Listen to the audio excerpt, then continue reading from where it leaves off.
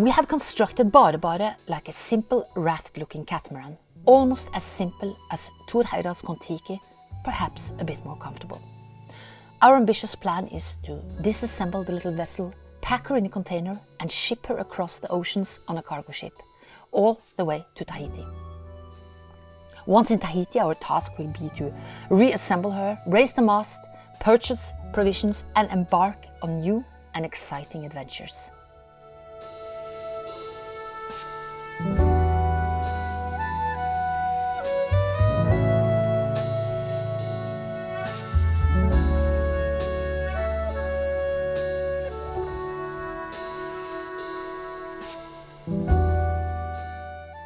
We had decided that all 5 members of the BareBare crew would embark on a 1-week sailing trip to observe how the crew work together and evaluate the boat's performance during an extended voyage. We find ourselves anchored in a serene cove. Not a whisper of wind disrupts the air, and the water lies perfectly still, resembling a mirrored surface.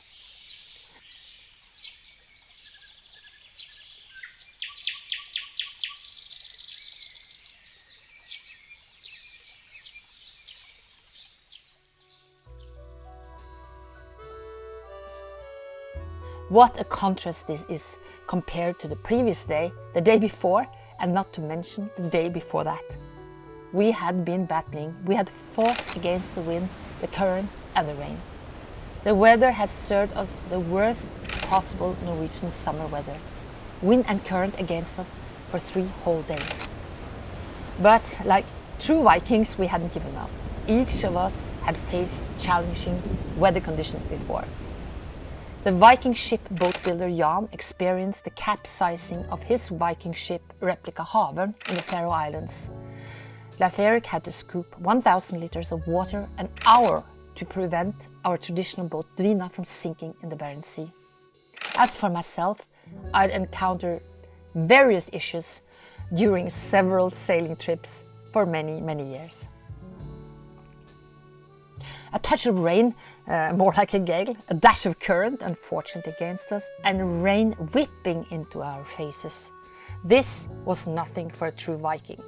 We pressed on, maintaining our high spirits, fine-tuning the sails to the best of our ability, all the while hoping for the wind to turn in our favor. After 3 nights spent in a dead calm cove, we were ready to try again. And finally our luck turned, if only momentarily.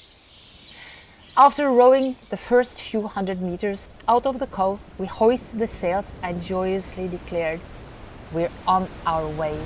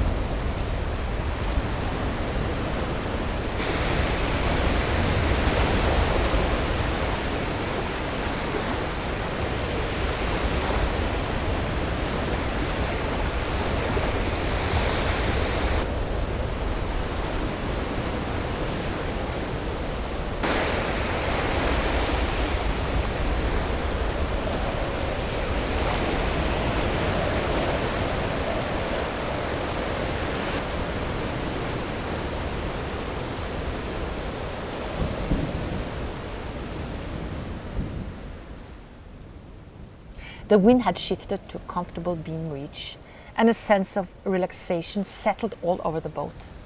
The rain had even stopped and allowed us to remove the heavy rain gear and enjoy the sailing. Until, while making lunch, we realized that we were very low on provisions, with all 5 of us constantly hungry and constantly thirsty. We had almost run out of our favorite beer, called Bare, and which, despite our big hopes, was not our sponsor, at least not yet. So we resorted to each open a Bare, and Bare. And this is perhaps the right time to explain the name of our little vessel. There's an expression in Norwegian that goes "ikke bare bare," which can be translated to not just walk in the park in English. And this expression is used to emphasize that something is not straightforward or uncomplicated, but rather challenging or complex. It conveys that it requires effort to work, to handle, or achieve something. If you then remove ikke from ikke bare, it becomes ironic. And the translation to English would be just a walk in the park. And this phrase is often used ironically to suggest that something is not as easy or simple as it may seem at first glance. Knowing there would be very few places to buy food, we had to break up the lovely sailing, change course to our land to improve our food situation. We decided to make a pit stop. We did find a good spot to anchor, and again we felt the calmness sailors feel when they anchor in a quiet cove or behind an island. The Viking ship boat builder was a good rower and volunteered, together with apprentice, to take the dinghy and go and get food. The rest of the crew all of a sudden realized it was actually rather windy as we saw them rowing away from us. There were white ripples on the sea and we could see Jan working hard on the oars. We walked towards the front of the boat to keep an eye on our two heroes venturing into challenging weather to secure provisions for the crew. 2 long hours later, they returned, exhausted and drenched to the bone.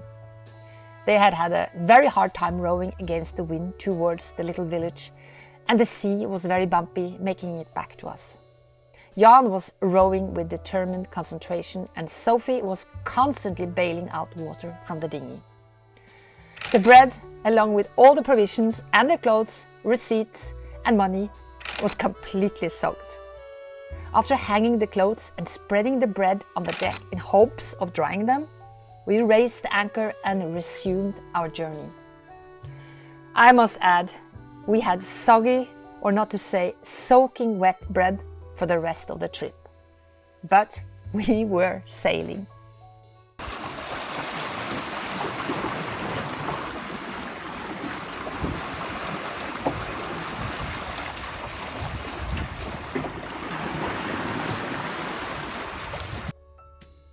We want to thank our patrons and all of you who have subscribed to our channel. Your support means the world to us. We created unique mugs for each episode. Be sure to explore the collection and start collecting. Cheers to many more adventures together.